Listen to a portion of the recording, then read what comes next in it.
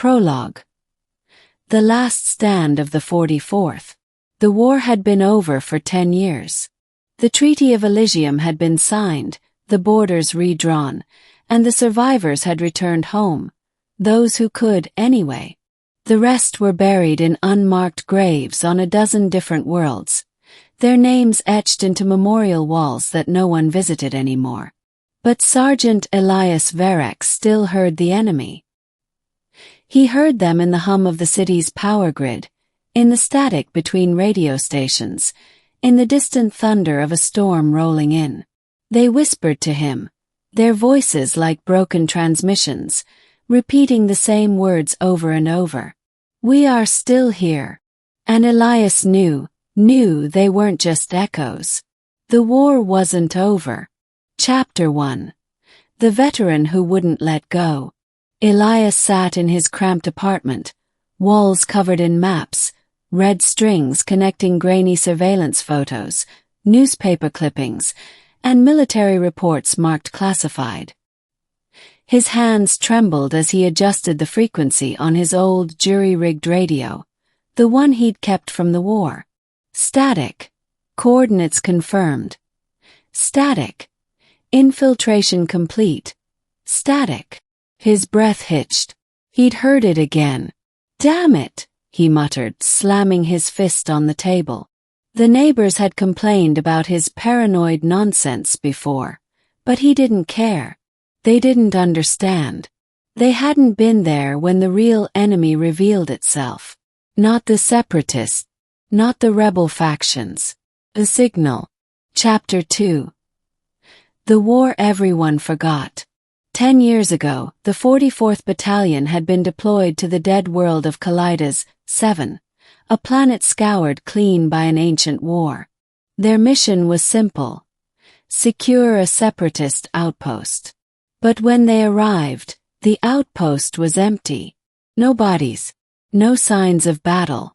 Just a single, pulsing transmission looping from the comms tower. "We are the Echo. You are not alone." At first, Command dismissed it as rebel propaganda. Then the hallucinations started. Soldiers reported seeing figures in the fog. Humanoid, but wrong, their movements too smooth, their faces blank. Some swore they heard whispers in their sleep. Others vanished in the night, their gear left behind as if they'd simply stepped out of reality. Then the killings began. Men turned on each other, screaming about imposters, about things wearing their comrades' faces. Elias had watched his lieutenant put a bullet through his own skull after babbling about the sound inside his bones. And then, just as suddenly as it started, silence. The war ended. The separatists surrendered. The 44th was disbanded. The incident buried under layers of bureaucracy. But Elias remembered. Chapter 3. The Truth in the Static. Elias wasn't crazy. He had proof. Buried in old mission logs, he'd found references to Project Echo, a black site experiment from the early days of the war. The files were redacted, but one line stood out. Subject assimilation successful. Awaiting signal synchronization. They had done this. Someone had unleashed something, and when it went wrong they covered it up. And now the whispers were getting louder. His radio crackled again. "Elias Varek. We remember you. We are coming." His blood turned to ice. They knew his name. Chapter 4. The Enemy Returns. That night, Elias dreamt of Callidas 7. The dead world stretched before him. The sky a sickly violet. The outpost stood intact, though he knew it had been nuked from orbit. And standing in the doorway was a figure, tall, featureless, its body shifting like static. "You were the only one who listened," it said in a voice that wasn't a voice. "The others forgot. But you heard us." Elias woke up screaming. His apartment was freezing. The radio was on, blaring white noise. And on the wall, written in something dark and wet, were 3 words. We are here. Chapter 5. No one believes him. He went to the Veterans Bureau, to the military archives, to the few surviving members of the 44th. They all said the same thing. Let it go, Elias. The war's over. Even Dr. Lean, his therapist, sighed and adjusted her glasses. Elias, have you considered that these whispers might be a form of PTSD? Auditory hallucinations are not uncommon in. It's not in my head, he snapped. They're real. And they're coming back. She gave him that pitying look. The one that said lost cause.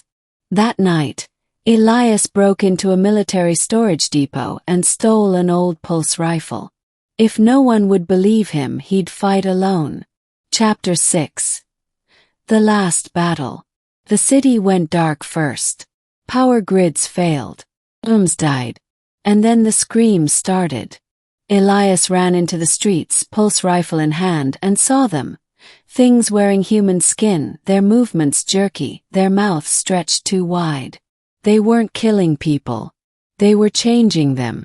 A woman staggered toward him, her eyes black voids. Join us, she gurgled. No more war. No more pain.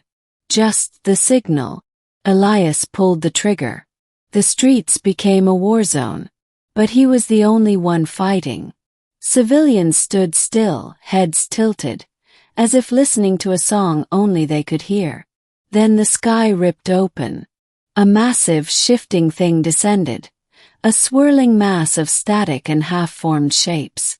A signal. True enemy. Elias Varek, it boomed. Last soldier of a dead war. You do not have to fight anymore. Elias raised his rifle. Like hell I don't. Epilogue. The war that never ends. They found his body 3 days later. The city was back to normal. No monsters. No voids in the sky. Just another veteran who'd snapped. Another tragedy to be forgotten. But if you listen, really listen, to the static between channels, you might hear it. A voice, faint but persistent. We are still here. And somewhere in the dark, a lone soldier is still fighting.